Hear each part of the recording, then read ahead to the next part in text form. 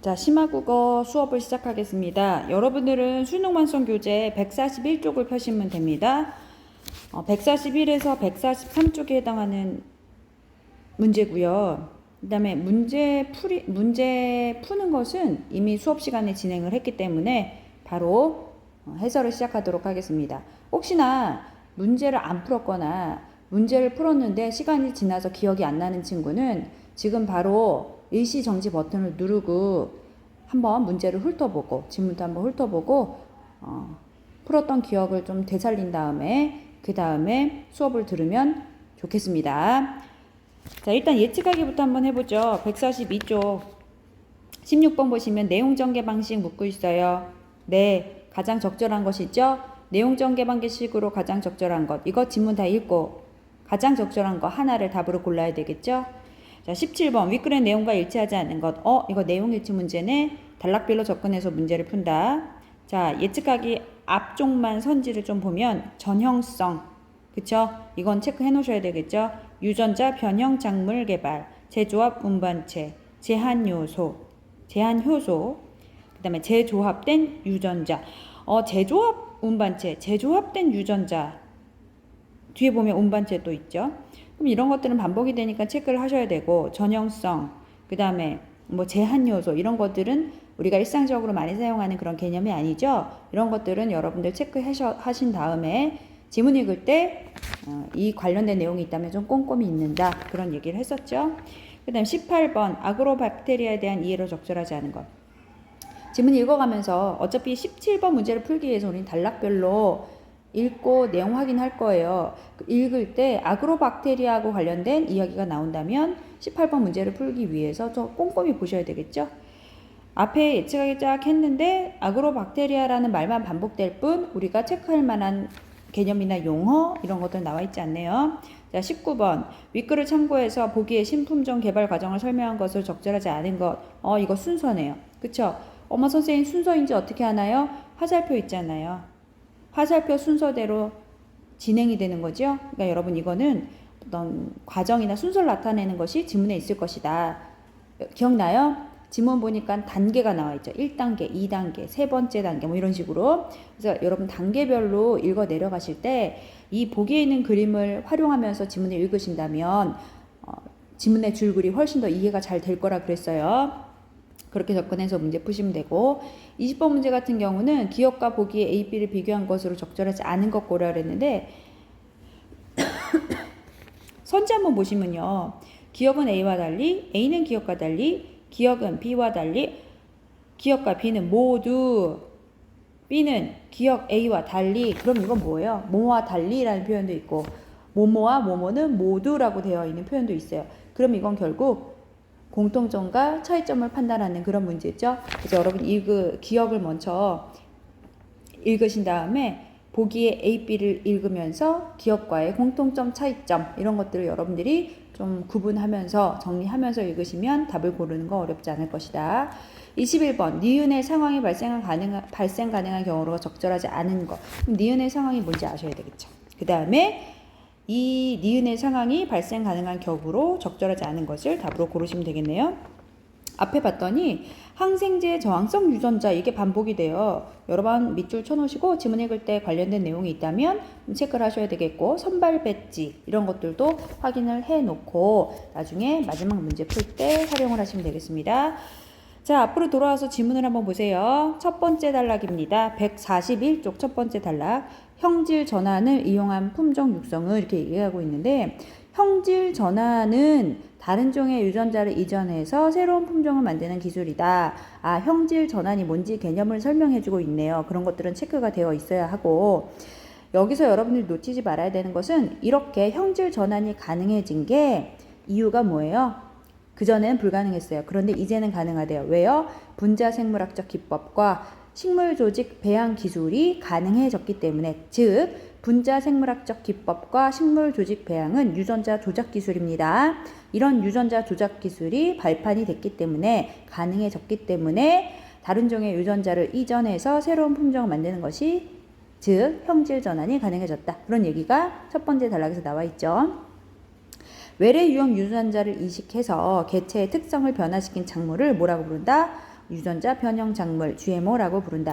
유전자 변형 작물이란 말은 앞에 예측하면서 여러분들 기억날지 모르겠지만 언급이 됐었어요. 이걸 자꾸 여러분 기억하려고 노력하면서 예측하기도 하시고 지문도 읽고 하셔야 돼요. 연습이 되어야지 이런 것들이 눈에 보인다고 했습니다. 자, 첫 번째 단락은 이 내용인데요. 노란색으로 형광펜 표시해 놓은 게 대응관계예요, 여러분. 그래서 첫 번째 줄에서 형질 전환이 뭔지 개념을 설명한 부분과 마지막 부분에 유전자 변형 작물을 설명한 부분에서 다른 종의 유전자를 이전하는 거, 이 말과 대응되는 게 바로 뭐다? 여기서 다른 종은 외래 유용 유전자고 이걸 어떻게 한다? 이전한다, 이식한다. 이렇게 유전자 변형 작물을 만든다. 이런 대응되는 관계를 잘 파악하셨으면 잘했습니다. 자, 첫 번째 단락 읽었으니까 17번 문제 풀 수 있죠? 선생님은요.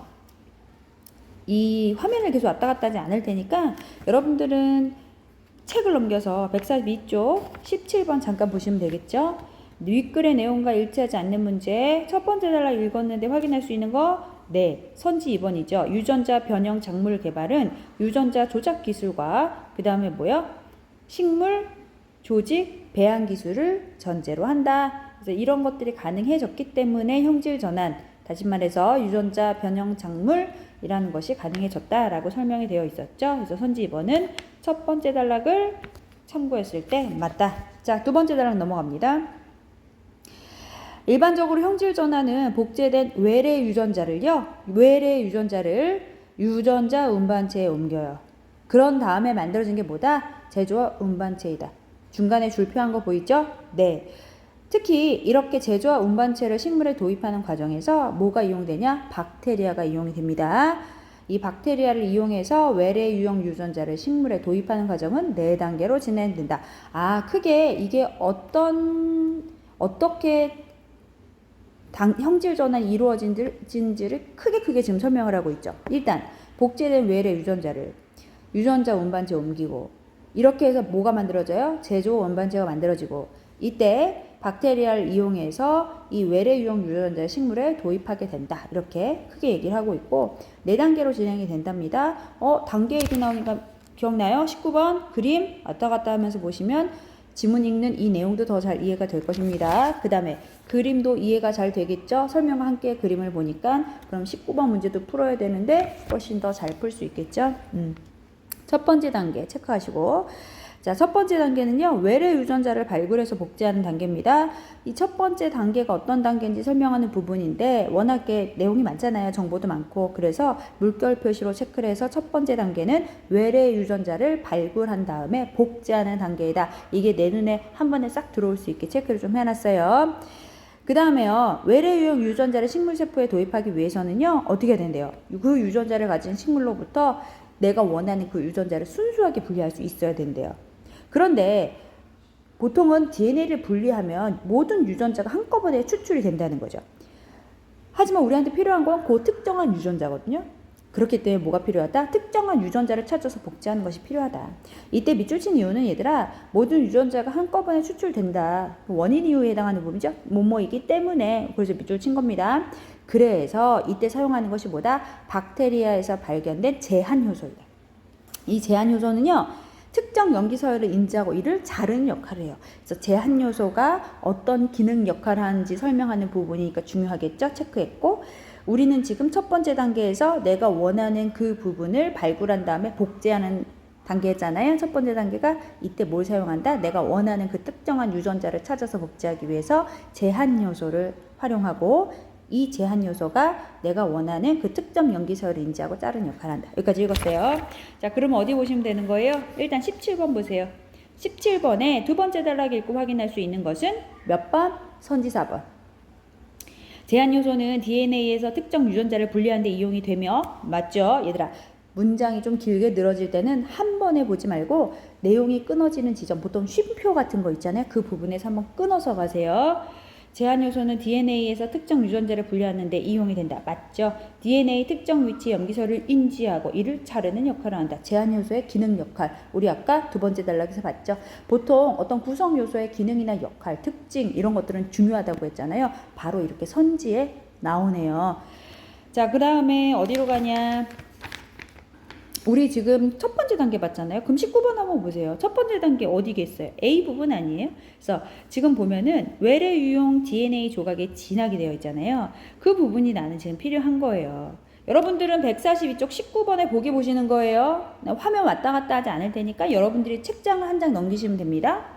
19번의 그림 보시면 A라고 되어 있는 부분이에요. 거기 보시면 내가 필요한 특정 유전자인 거예요. 이 외래 유용 DNA 조각이.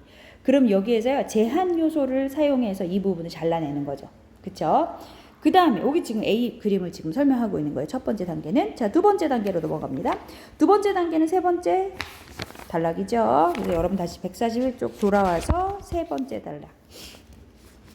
두 번째 단계는 뭐한다? 제조합 운반체를 만드는 단계이다. 마찬가지로 물결 표시로 두 번째 단계의 핵심 내용이 무엇인지 눈에 잘 들어오게 체크해놨습니다.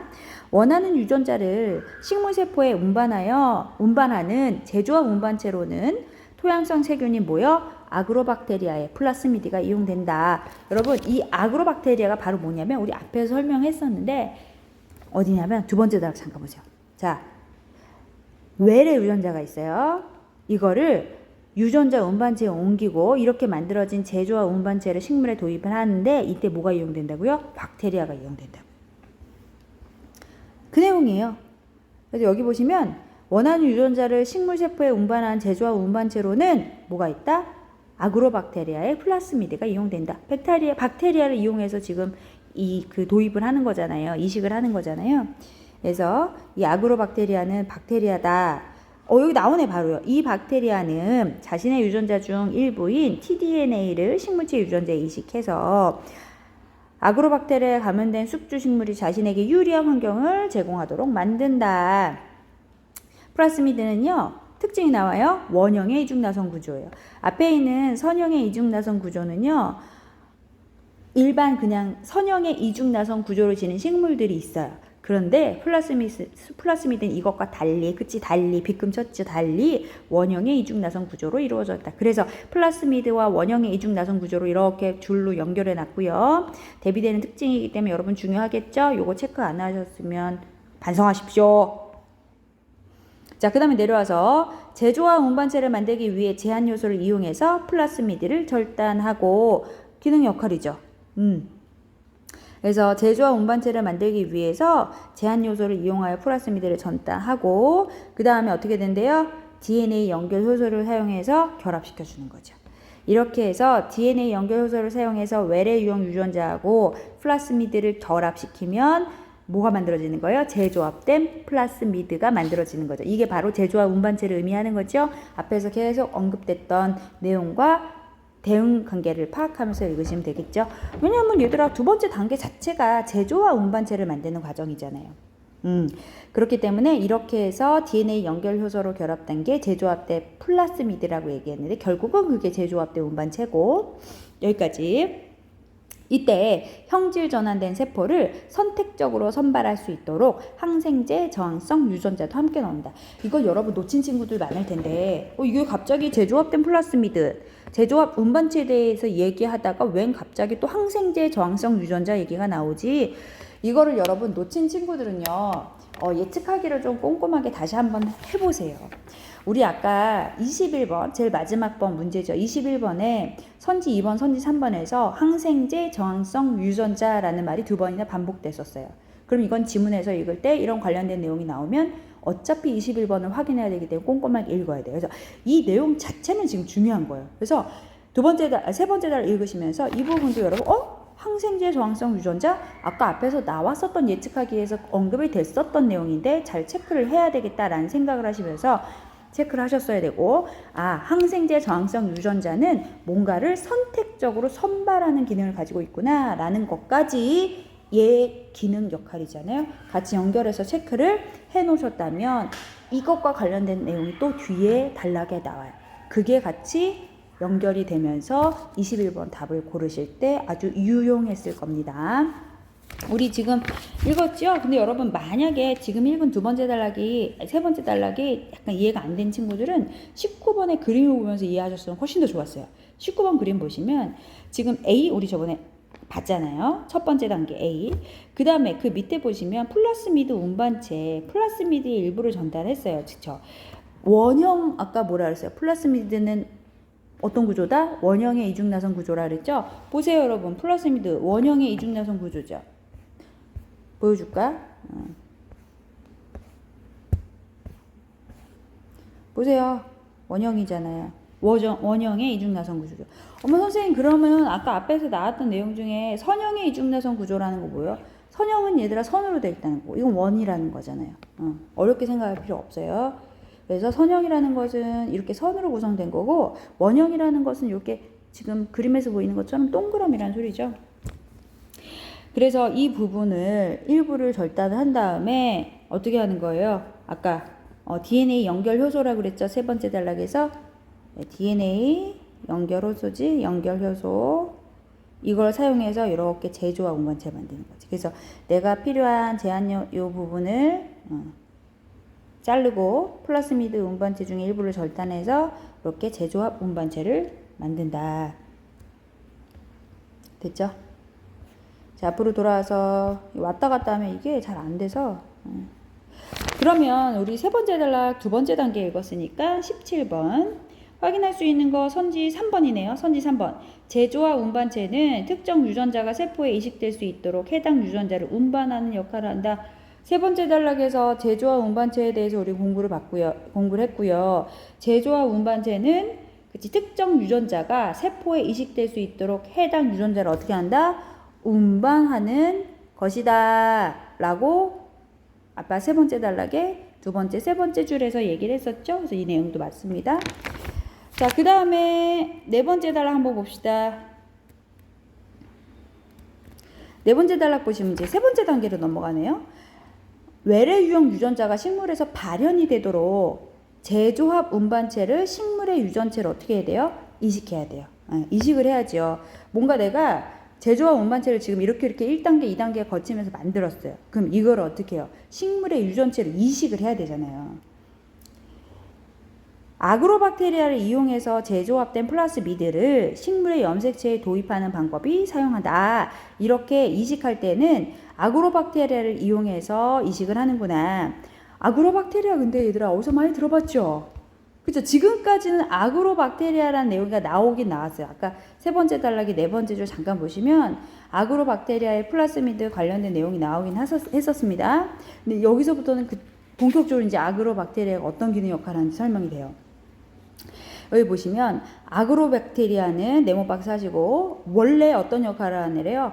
옥신과 시토키닌 그리고 옥토파인을 만드는 유전자를 식물에 이식하는데 이식된 유전자들의 식물세포에서 발현돼서 생성된 옥신과 시토키닌은 식물세포의 분열을 촉진하고 아그로박테리아가 살 공간을 만들어준다는 거죠. 그러니까 아그로박테리아는요. 옥신과 시토키닌 그리고 옥토파인을 유전자 식물에 이식하는 게 아니고 그런 것들을 만들 수 있는 뭔가 상황을 만들어주는 거예요.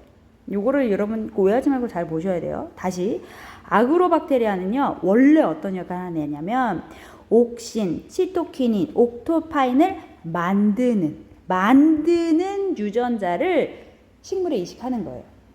그런 기능을 하는 애예요. 그래서 이식된 유전자들이요. 식물 세포에서 발현이 되면서 어떻게 돼요? 생성이 돼요. 뭐가요? 옥신과 시토킨이 생성이 되는 거죠.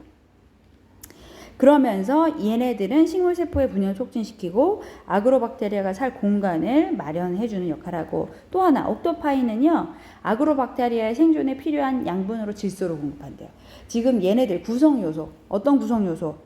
지금 동그라미 친 거예요. 옥신, 그 다음에 시토키닌, 그 다음에 옥토파인 이런 구성요소들의 기능 역할에 대해 설명을 하고 있죠. 잘 체크해 놓으셔야죠. 여러분 문제 풀어서 알겠지만 이런 기능 역할이 바로 선지로 만들어졌었죠. 이처럼 아그로박테리아는 식물체의 세포 분열을 촉진해서 줄기 혹은 뿌리에 비정상적인 혹을 만드는데 이게 바로 근두항종이다. 이렇게 체크가 되어 있고 원래는 그렇대요. 원래는 그런데 지금 우리는 그 원래의 역할이 아닌 거예요, 여러분. 원래는 그래요. 원래는 그런데 우린 지금 아그로박테리아를 뭐 하는 데 사용을 하냐면 아그로박테리아를 통해서 외래 유형 유전자를 식물에 도입하는 방법인 거잖아요. 원래는 그렇지만 우리가 지금 관심을 가지고 볼 거는 아그로박테리아를 통해 외래 유형 유전자를 식물에 도입하는 방법을 본다는 거죠. 그래서 옥신 등을 생산한 유전자 대신, 그게 아니라 유전자 대신 필요한 유전자를 박테리아 유전자에 삽입한 다음에 박테리아가 식물 세포에서 외래 유형자를 발현하도록 하는 것으로 사용을 한다. 그 다음에 이렇게 같은 원리로요, 원래 가지고 있는 유전자를 발현시키지 않게도 사용을 할 수가 있대요. 예를 들어서 뭔가 이병성 유전자이거나 뭔가 병에 걸리게 하는 이병성 유전자이거나 내가 원하지 않는 형질이 나타날 수도 있잖아요. 그러면 이러한 유전자와 전사 방향이 반대인 유전자를 삽입해주면 어떻게 되는데요? 억제시킬 수 있대요. 그래서 이런 식으로 우리는 아그로박테리아를 사용한다라는 내용이 네 번째 단락까지 여기 설명이 되어 있었죠. 그럼 여러분 우리 네 번째 단락 읽었으니까 어디로 가시냐면 17번 한번 보세요. 17번에 몇 번이 확인이 되냐? 네 번째 단락. 네 번째 단락 관련된 건 없네요, 여러분. 없어요. 왜 없냐면요. 18번 문제가 있잖아요. 우리가 아까 몇 번 단락이었어요. 세 번째 단락에서 아그로박테리아 얘기가 나오긴 했는데 사실 이거는 그냥 언급, 소개 정도에서 끝난 것이고 아그로박테리아에 대해서 이 네 번째 단락의 설명이 많이 이루어져 있거든요. 18번 문제가 있잖아요. 그러니까 사실 이 네 번째 단락과 17번은 확인하면 뭐 똑같이 17번에서 확인할 수 있는 문제를 내면 뭐 낼 수는 있겠지만 중복이 되기 때문에 18번 문제가 있어서 17번에서는 없고요. 우리 그래서 18번을 여기서 확인할 수 있습니다. 한번 보겠습니다. 18번. 아그로박테리아에 대한 이해로 적절하지 않은 것. 자, 선질본 봅시다. 아그로박테리아는요, 식물체의 근두암종을 유발하는 토양성 세균이다. 그치? 우리 네 번째 단락이 어디였었어요? 이 내용 지금. 네 번째 줄이죠? 아그로박테리아는 원래 이런 것이다 라고 설명된 부분에 근두암종 얘기가 나왔습니다. 맞고요. 선지 2번. 아그로박테리아의 플라스미드는 식물세포의 DNA 구조와 구별되는 DNA 구조를 가지고 있다. 그치 얘들아? 이 내용은 어디서 나왔었냐면 여기서 나왔었어요. 여기 지금 세 번째 단락 보시면 우리 아까 잠깐 간단하게 언급만 했다 그 부분인데 아그로박테리아는요. 여기 보시면 원형의 이중나선 구조를 가지고 있다 그랬고요. 아그로박테리아의 플라스미드가. 그 다음에 원래는 다른 식물들은 뭘 가지고 있대요? 선형의 이중나선 구조를 가지고 있는데 이것과 달리 아그로박테리아의 플라스미드는 원형의 이중나선 구조를 가지고 있다 그랬잖아요. 그러니까 이렇게 다르다고 설명한 선지 2번은 맞죠. 3번 보세요. 식물체가 아그로박테리아에 감염되어 옥토파인이 생성되면 아그로박테리아는 이를 이용해서 질소를 공급한다. 여러분 여기 아까 봤던 거 기억나요? 네 번째 단락에 옥토파인 구성요소 얘기 나왔죠? 이 옥토파인은요, 뭐래요? 질소 공급한다고 기능 역할 우리 정의했었잖아요. 선지로 그대로 만들어졌네? 3번 맞습니다. 선지 4번. 아그로박테리아가 생산하는 옥신과 시토키닌은, 자, 여기 틀렸죠. 아그로박테리아가 옥신과 시토키닌을 생산하는 게 아니잖아요. 여기 다시 보세요. 네 번째 단락에 보시면, 아그로박테리아는요, 옥신과 시토키닌 그리고 옥토파인은 만드는 유전자를 식물에 이식하게 하는 거예요. 이거를 생산하도록 하는 생산을 아그로박테리아가 옥신과 시토킨을 생산하는 게 아니라 얘네들을 만들 수 있는 것을 이식한다는 거지. 만드는 유전자를 식물에 이식한다는 거지. 이게 설명이 다르죠? 그래서 4번은 틀렸습니다. 아그로박테리아가 생산하는 게 아니라 옥신과 시토키닌을 생산할 수 있는 유전자를 삽입하는 것이다. 그래서 선지 4번이 답. 5번 보세요.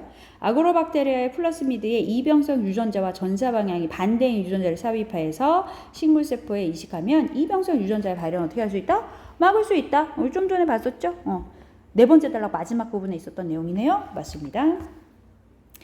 그 다음에 우리 세 번째 단락 얘들아. 세 번째 단락 본 거는요. 19번의 그림을 보면서 내용도 이해할 수 있습니다. 19번의 그림 잠깐 보세요. 19번의 그림 보시면 지금 우리가 본 게 B까지 봤고요. 아까 C 부분이 여기에 해당되는 거예요. 지금 보시면 식물 세포가 아그로박테리아에 감염됐다라고 되어 있죠. 지금 우리가 보이는 세 번째 단계가 이 아그로박테리아를 이용해서 재조합된 플라스미드를 식물의 염색체에 도입하는 그런 방법이 여기에서 지금 사용이 된 거고 이때 아그로박테리아가 어떻게 한 거예요? 식물세포에 감염이 된 거죠. 그렇기 때문에 C에 대한 설명도 세 번째 단계에서 확인할 수가 있었습니다. 그 다음에 넘어가서 이제 네 번째 단계까지 봤으니까 다섯 번째 단계 네, 5번째 단계가 아니고 5번째 단락. 자, 4번째 단계가 설명이 되고 있고요. 외래 유전자를 도입한 식물 세포를 어떻게 해야 된대요? 증식해야 돼. 우리 여기 지금 요 4단계 전까지 3번째 단계에서요. 외래 유전자를 도입한 식물 세포, 그걸 만든 거예요. 식물 세포가 아그로박테리아에 감염이 됐잖아요. 지금 그 상태인 거죠. 거기서 끝나는 게 아니라 4번째 단계에서는 이걸 증식을 해야 된다는 거지. 식물 세포를 증식하고 완전한 식물로 재분화시킨 후 형질 전환된 식물을 선발한 단계가 바로 4번째 단계다. 이때 항생제가 함유된 선발 배지에서 식물 세포를 배양하면 외래 유형 유전자가 이식된 세포만 어떻게 할 수 있다? 선택적으로 선발할 수 있다. 이때 항생제 얘기 나오죠? 이걸 얘들아 너네들이 아까 3번째 단락에 선생님이 보라색으로 체크해 놓은 이 부분 있죠? 이거랑 연결하면서 봐야 돼요. 아까 3번째 단락에 보라색으로 체크되어 있는 이 부분 보시면 항생제 저항성 유전자를 함께 넣어요. 왜 그러냐면 형질 전환된 세포를 어떻게 해요? 내가 원하는 것만 선택적으로 선발할 수 있기 위해서. 자, 5번째 단락 보시면 선발 배지에 항생제를 넣어요. 이 항생제를 넣으면요. 내가 외래 유형 유전자가 이식된 세포만 선택적으로 선발할 수 있는 거죠. 그래서 항생제를 넣었구나. 그 후에요. 그 다음 단계죠. 필요한 영양분과 식물호르몬을 함유한 재분화 배지에서 선발된 세포의 재분화를 유도하며 하나의 세포로부터 완전한 식물체를 얻을 수 있습니다. 이걸 뭐라 그래요? 식물 조직 배양이라고 해요. 개념이죠? 그 다음에 세포가 완전한 식물로 재분화될 수 있는 성질을 뭐라 그런다? 전형성이라고 그런다. 이것도 개념이죠? 그 다음에 얘들아, 식물 조직 배양, 전형성 이런 거 우리 예측하기 할 때 봤었던 기억나요? 하지만 선발 배지에서 살아남았지만 목표한 형질로 전환되지 않는 경우가 발생. 그렇구나. 선발 배지까지 왔어. 여러분, 여기까지가 지금 19번에 D2에 해당되는 거예요. D가 지금 뭐 하는 거예요? 선발 배지에서 항생제가 함유된 선발 배지에서 식물 세포를 배양하는 그런 단계인 거잖아요. 그 다음에 2단계가 뭐예요? 마지막으로 완전하게 이런 그러니까 종자가 증식이 된 거. 하나의 단독 인정된 개체로 종자가 증식된 게 2단계잖아요.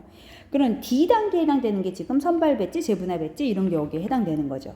같이 그 그림까지 같이 보면서 보시면 좋았겠죠.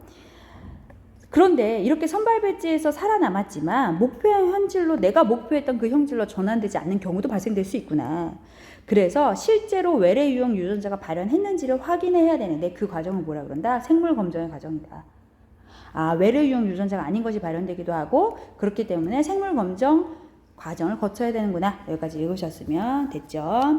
그럼 5번째 단락까지 읽었으니까 우리가 17번 거기 선질본 보세요. 17번의 선질본 보시면 전형성을 지닌 식물체 세포 하나로부터 완전한 식물체가 재분화될 수 있다. 5번째 단락에서 우리가 지금 읽은 내용이죠. 맞습니다. 그럼 답은 17번은 5번인데 재조합된 유전자 운반체에 항생제 저항성 유전자를 넣으면 재분화 배지에서 외래 유형 유전자가 이식된 세포만 선택적으로 아니지 얘들아. 외래 유형 유전자가 이식된 세포만 선택적으로 선발하는 것은 재분화 배지가 아니죠. 뭐예요? 선발 배지죠. 여기 지금 5번째 단락의 3번째 줄 보세요. 선발 배지에서 외래 유전자가 이식된 세포만 선택적으로 선발하는 것이고 재분화 배지는 뭐예요? 선발된 세포의 재분화를 유도하면 하나의 세포로부터 완전한 식물체를 얻을 수 있다. 그게 바로 재분화 배지에서 일어나는 일이잖아요. 그러니까 여기서 말하는 외래 유전자가 이식된 세포만 선택적으로 선발한다는 내용은 선발 배지에서의 이야기이다. 그래서 17번 5번 틀렸네요. 그 다음에 마지막까지 읽은 다음에 우리 19번 확인해 봅시다. 자, 6번째 단락이요. 이렇게 얻어진 형질 전환 식물은 농업적인 성능 및 효용성, 안정성 검정을 거쳐 상품화를 위한 개체를 최종적으로 선발하게 된다. 선발된 개체는 정밀한 안전성 검사와 더불어 품종화가 이루어지고 종자 증식에 들어간다. 이게 이제 마지막 그 후의 과정이네요. 뭐 특별한 얘기는 없죠. 그래서 정밀한 안전성 검사, 품종화, 그 다음에 종자 증식 이렇게. 그럼 19번 한번 봅시다. 1번 A 부분이에요. 육종하려는 식물체가 아닌 다른 식물의 DNA에서 유용한 DNA 조각을 제한 요소를 사용해서 전달한다. 그치? 여기서 다른 식물체의 DNA에서 유용한 DNA 조각을 하나를 잘라내는 거잖아요. 그쵸? 이게 바로 A 부분이었어. 그 다음에 넘어가서 2번 B 부분입니다. 제조합 운반체네요. 그래서 외래 유용 DNA 조각. 그래서 외래 유용 유전자를 지금 하나 내가 원하는 것을 이렇게 절단했고, 그 다음에 플라스미드 운반체의 일부를 절단을 했고, 그 다음에 얘네들을 결합했어요. 그게 바로 우리가 앞에서 계속 얘기했던 제조합 운반체가 되는 거죠. 그러면 선지 2번 보시면 B, 아그로박테리아의 플라스미드 중 일부를 절단을 해요. DNA 연결 효소를 사용하죠. 그렇죠? 결합은 DNA 연결 효소를 사용해서 결합하는 거니까 그 부위에 외래 유용 유전자, 이 B 부분에서 진하게 되어 있는 이 부분이 바로 뭐가 되는 거예요? 그 일부가 외래 유용 유전자가 결합된 부분이 되는 거죠. 바로 그게 B에서의 내용이었습니다. 맞습니다. 선지 3번 C. 3단계였죠? C는? 식물세포가 아그로박테리아에 감염되면 옥신을 만드는 유전자가 식물체의 유전자에 있된다. 여러분. 자, 우리 아까 선생님이 이걸 그냥 살짝 그냥 지나갔던 것 같은데, 자, 잠깐만 선생님 화면을 보세요. 네 번째 단락에 보시면 이 부분, 지금 내가 주황색으로 체크해 놓은 부분. 원래는 아그로박테리아가요, 원래 옥신, 시토키닌, 옥토파인을 만드는 유전자를 식물에 이식하는데, 이때 이식된 유전자들이 식물세포에서 발현되면 옥신과 시토킨이 만들어지는 거지. 네, 그쵸? 이게 이식이 한 다음에 뭔가 발현이 되면 그 다음에 옥신과 시토킨이 만들어지는 거죠. 근데 원래는 그런데 우리는 지금 원래 이게 아니라 지금 여기 주황색으로 이렇게 괄호 묶어 놓은 부분 보시면 아그로박테리아를 통해서 외래 유용 유전자를 식물에 도입하는 방법을 사용하고 있는 거예요. 이런 방법은 앞에서 원래 그랬던 것처럼 하는 게 아니라 필요한 유전자를 박테리아의 유전자에 삽입해서 박테리아가 식물세포에서 외래 유용 유전자를 발현하도록 하는데 사용하는 거잖아요. 우린 지금은. 요 괄호 묶은 옥신 등을 생산하는 유전자 대신이지, 원래, 그러니까 옥신 등을 생산한 유전자를 지금 우리가 원하는 게 아니라, 이게 아니라 필요한 유전자를 박테리아의 유전자에 삽입해서 박테리아가 식물세포에서 외래 유용 유전자를 발현하도록 돕는 데 사용한다는 거잖아요. 그러니까 이걸 여러분들이 구분해서 잘 체크해 놨다면, 이거를 잘 구분해서, 이거 색깔 이거 하면 안 되는데. 자, 색깔을 바꿀게요. 이게 구분이 되는 거지. 원래 아그로박테리아는 이렇게 사용을 하지만 우리가 지금 사용하는 아그로박테리아는 이거 용도가 아니라는 거죠. 그러면 보세요. 다시 19번에 선지 3번. 식물세포가 아그로박테리아에 감염된 옥신을 만드는 유전자가 아니지. 아니고 뭐예요? 외래 유형 유전자를 플라스미드에 삽입해가지고 제조와 운반체를 만들고 그거를 아그로박테리아에 의해서 감염이 되면서 식물체에 새로운 유전자가 식물체에 이식되도록 만드는 거잖아요. 그러니까 3번이 틀린 거죠. 그래서 여러분들이 이 포인트, 원래 아그로박테리아는 민트색으로 이렇게 형광펜 색칠한 것처럼 이렇게 사용되는데 우리는 지금 그걸 사용하는 게 아니라 필요한 유전자를 박테리아 유전자에 삽입해서 박테리아가 식물세포에서 외래 유형 유전자를 발현하도록 하는 데 사용된다. 그러니까 선지 3번이 틀린 거죠. 선지 4번 D 부분입니다. 외래 유형 유전자가 이식된 식물세포를 선발한 후에, 선발한 후에 배지에서 재분화시켜서 완전한 식물체를 만들어내고 있죠. 이게 4단계였죠. 맞습니다. 5. 이는요, 안전성 및 상품성이 인정된 개체를 선발해서 종자로 지금 증식을 하는 거죠. 그런 게 2다. 이렇게 여러분들이 체크하셨으면 되겠습니다. 그러면 우리 또 몇 번 문제 풀 수 있어요, 여러분? 21번 우리 니은 상황도 한번 볼까요? 니은 상황이 뭐였냐면요. 5번째 단락이었어요. 선발 배지에서 살아났지만 목표한 형질로 전혀 안 되지 않는 경우도 있다는 거죠. 이런 경우에 적절하지 않은 거, 이런 경우가 아닌 것이요. 선지 1번 보겠습니다. 선발 배지에 항생제가 충분히 함유되지 않은 경우래. 항생제 저항성 유전자를 갖지 않은 세포는 그러면 여기서 살아남을 수 있겠죠. 우리가 항생제 저항성 유전자에 대해서 갖지 않은 세포는 원래는 선택적으로 뭔가를 선발해서 사용을 하기 위해서 항생제가 들어있는 걸 넣은 건데 일부가 그럼 내가 원하지 않은 것이 살아남을 수도 있는 거잖아요. 그러니까 내가 원하지 않는 경우도 않는 어떤 외래 유형 유전자가 발현될 수도 있는 경우를 얘기하는 거죠. 그래서 1번하고 3번은 연결이 좀 되는데 선지 3번도 보시면 항생제 저항성 유전자를 포함하지 않은 세포가 선발 배치에서 사멸하지 않아요. 그러면 내가 원하지 않는 외래 유형 유전자가 발현이 될 수 있는 거죠. 그래서 선지 1번하고 3번은 연결이 되는 내용이고 사실. 그럼 선지 2번 보시면 항생제 저항성 유전자는 발현된 반면 외래 유형 유전자는 발현되지 않은 경우가 생길 수도 있는 거죠. 그랬을 때 우리는 목표한 현질로의 전환이 이루어지지 않았다 이렇게 볼 수 있겠죠. 선지 4번 보시면 외래 유형 유전자와 그것과 전사 방향이 반대인 유전자를 형질 전환 과정에서 동시에 이식했어요. 그러면 어떻게 되는 거예요? 그러면 일부 또 선택적으로 내가 여기서 말한 것처럼 목표한 현질로의 전환이 일어나지 않은 경우가 발생되는 거겠죠. 그럼 답은 몇 번이에요? 5번이에요. 5번 한번 보세요. 아그로박테리아에 감염된 식물세포가 살아남았어요. 항생제에 의해서 아그로박테리아는 사멸됐어요. 이거는 내가 목표로 했던 외래 유전자가 발현될 수 있는 거죠. 왜 그러냐면 아그로박테리아는 사멸됐다 그랬고 아그로박테리아에 감염된 식물세포는 살아남았다 그랬죠. 그럼 여러분 생각해 보세요. 아그로박테리아는 사멸했더라도 감염은 이루어졌잖아요. 그럼 감염이 이루어졌다면 목표한 형질로의 전환은 가능한 거지. 사실 아그로박테리아 자체가 지금 필요한 건 아니잖아요. 그래서 아그로박테리아를 통해서 감염이 되도록 하고 그 다음에 그걸로 인해서 내가 찾고자 했던 내가 목표로 했던 외래 유형 유전자를 지금 새롭게 발현시키려고 하는 거잖아요.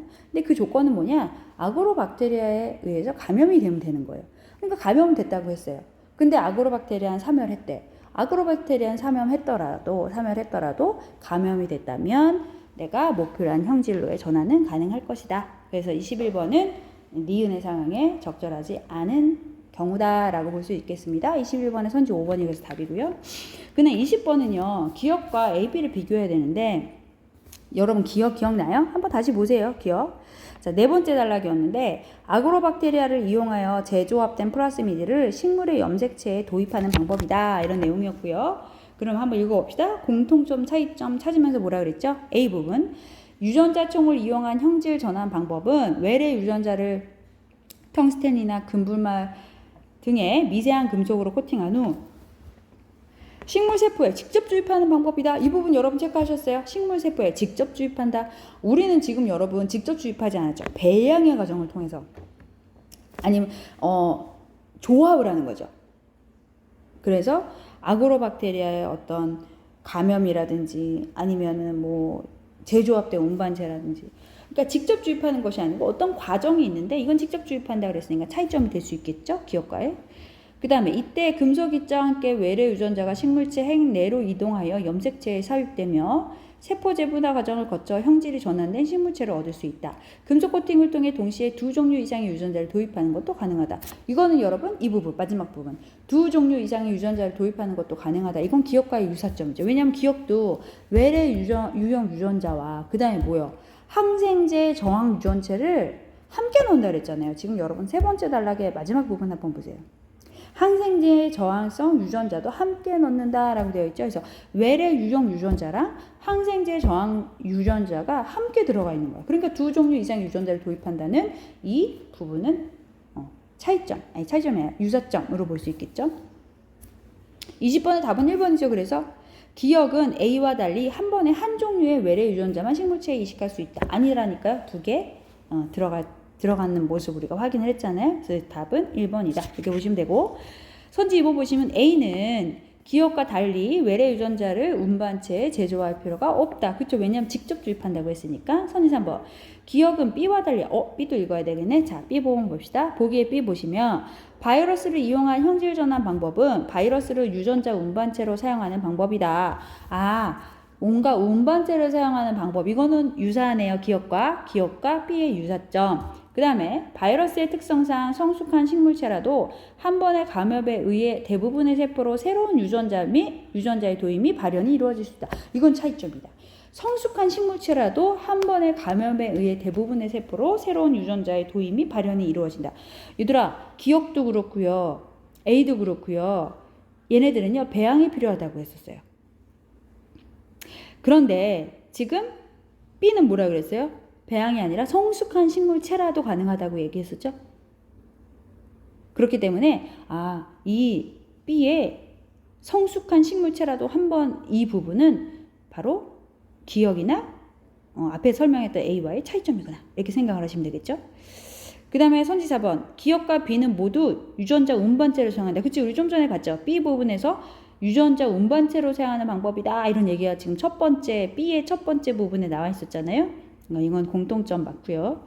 선지 5번 보시면 B는 기억과 A와 달리 식물 조직 배양 단계를 거치지 않고 외래 유전자를 발현하는 것이 가능한. 왜냐하면 좀 전에 읽었던 것처럼 성숙한 식물체라도 라고 되어 있죠. 이 부분을 통해서 배양이 필요 없구나, 차이점이구나 이런 얘기를 했죠. 그래서 20번의 답은 1번이 되겠습니다. 그럼 다 했나요? 21번 받고 20번 했고 18번, 19번, 17번 받고 16번 한번 보세요. 윗글의 내용 전개 방식에 대한 설명으로 가장 적절한 것 답은 몇 번이요? 4번. 식물이 지닌 유전자를 변형해서 새로운 품종을 육성하는 기술을 식물의 형질 전환 과정에 따라 설명하고 있다. 맞죠? 1번 보세요.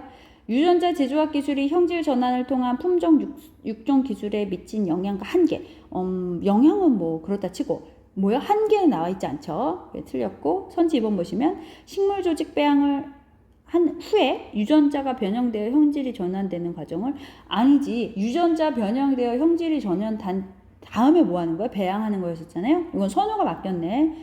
선지 3번 보세요. 유전자 변형 작물의 DNA를 이용하여 특정 미생물의 형질 전환 방법이 개발된 과정을 설명하고 있다. 이것도 특정 미생물의 형질 전환 방법이 개발됐고 그러면서 유전자 변형 작물이 만들어진 거잖아요. 그러니까 이것도 뭔가 내용의 어떤 연결이 잘못됐죠. 3번 틀렸고 4번 아까 받고 맞다 그랬고 선지 5번 보시면 교잡을 이용한 품종 육종법과 유전자 변형을 통한 육종법을 비교하면서 유전자 변형 작물이 지닌 장점 아니죠. 비교하는 것도 아니었고 장점을 설명하는 것도 아니었습니다. 그래서 16번의 답은 몇 번이다? 4번이다. 이렇게 보시면 되겠습니다. 자, 여기까지요. 수업 모두 마치겠습니다. 오늘 긴 시간 수고하셨어요.